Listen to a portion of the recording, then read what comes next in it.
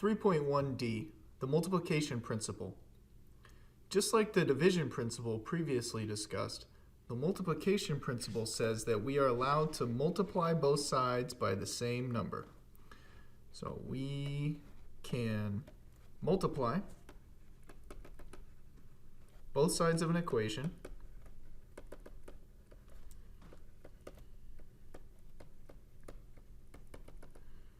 by an equal amount. This is another instance of the golden rule of algebra that allows us to do anything to both sides of the equation so long as it is the same. So in our scale analogy, say we had some things that weighed the same.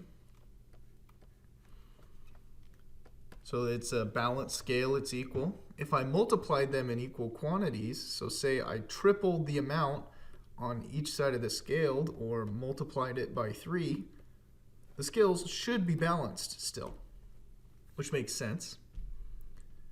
So let's look at where the multiplication principle might be used in practice. So example 1, solve a over 4 equals 4 for a. Now again, when we're solving equations, we want to get the variable alone. Once the variable is alone, we know what it should equal for the statement to be true. So looking here, I can apply the multiplication principle and multiply both sides by 4. And what happens is, multiplying and dividing by 4 cancel out since they're opposite operations.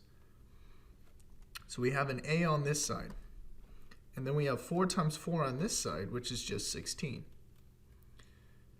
If we check our answer, a over 4 equals 4, so we're checking. If we plug in 16 for a, plugged in 16 for a on the top, 16 over 4 is 4, so 4 equals 4, and we're left with a true statement. So a equals 16 is actually the solution to this equation. So let's solve another example. V divided by 12 equals 12 for v. So if I multiply both sides of the equation by 12, the multiplication and the division cancel because they're opposite operations. And 12 times 12 is 144. So I'm left with v equals 144, and that is the solution to this equation.